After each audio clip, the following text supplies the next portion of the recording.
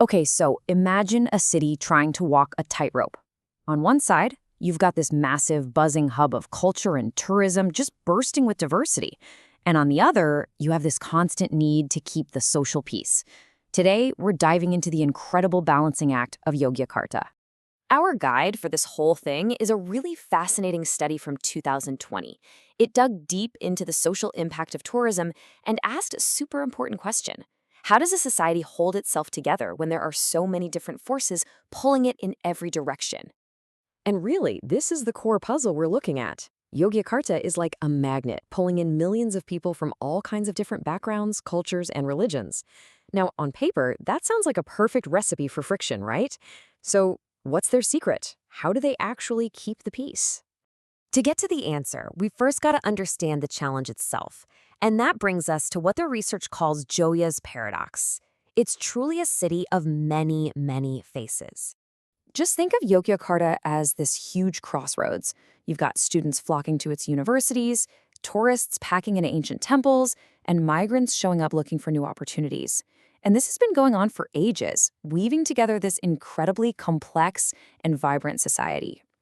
Right? So what's so interesting here is that it shows the two roads any diverse society can end up on. You can go down the path of social conflict, where all those differences create friction and clashes. Or you can go down the path of social integration, where you figure out how to manage those differences to build a community that actually works. This whole study is about figuring out which path Yogyakarta is on, and more importantly, why. So, what's fueling all this?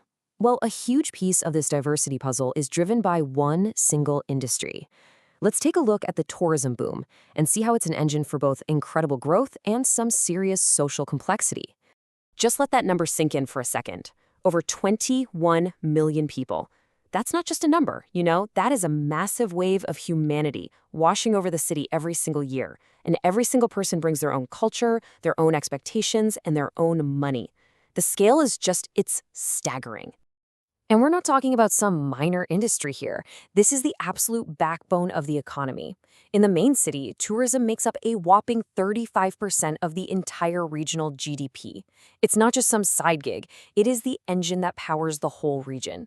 And that economic dependence on outsiders makes keeping the social harmony even more critical.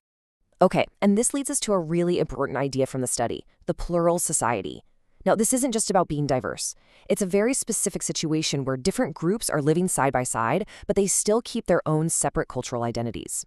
And according to sociologists, this setup always carries a latent or kind of hidden threat of conflict. So what happens when that latent threat stops being so latent? Let's look at some real-world examples from the study where these cultural fault lines suddenly burst into open conflict. And this isn't just theory, right? The researchers didn't just guess this might happen. They found actual documented cases. The study points to specific, real-world clashes that show the very real tensions that are bubbling just under the surface. And the research shows this stuff gets really serious. The conflicts range from economic stuff, like disputes over land for tourism, to these deeply ideological clashes, like a traditional ceremony being forcibly shut down. The study even found 71 cases of identity-based violence over a 16-year period, including just heartbreaking stories like a family being blocked from living in their own home and religious symbols being vandalized. This is the paradox in action, that hidden friction becoming very, very real. But right in the middle of all these really worrying examples, the research offers this powerful bit of optimism. It basically says that even when conflict gets this intense, it doesn't have to be the end of the story. There is a way to reconcile. So, the billion-dollar question is, how? And this is where we get to the absolute heart of the research. The study identifies 3 key pillars of harmony. This is the social glue that holds this incredibly diversity together. So here they are, the big 3. It's not one single magic bullet, but a combination of 3 really powerful social forces: deep-seated cultural values, a community spirit of cooperation, and the presence of a strong, unifying leader. Let's break each one down. Pillar number 1 is all about culture. You can almost think of it as the society's default setting. At its core are 2 huge principles: kerukunan, which is all about social harmony, and rasa hormat, which is about deep respect. These values basically guide people to avoid direct confrontation and to keep things balanced, even when they disagree. The second pillar is this incredible concept called gotong royong, and this is way more than just teamwork. It's a spirit of mutual cooperation, where everyone in the community pitches in on projects for the common good, not for a paycheck, but because it's their shared responsibility. And the act of working together like that builds these really powerful bonds that just cut right across different groups. And the third pillar, it's leadership. In Yogyakarta, the Sultan isn't just some ceremonial figurehead, he's also the governor. The research points to his unique role as a crucial mediator, a trusted, unifying voice who can step in, calm tensions, and guide people toward a solution whenever conflicts pop up. So we've got these three pillars. What can we take away from all this? Is Yogyakarta's experience some kind of blueprint that other diverse places can learn from? This table just lays it all out so perfectly. You've got the cultural values, which set this baseline for peace. Then you have gotong royong, which actively builds bridges between people.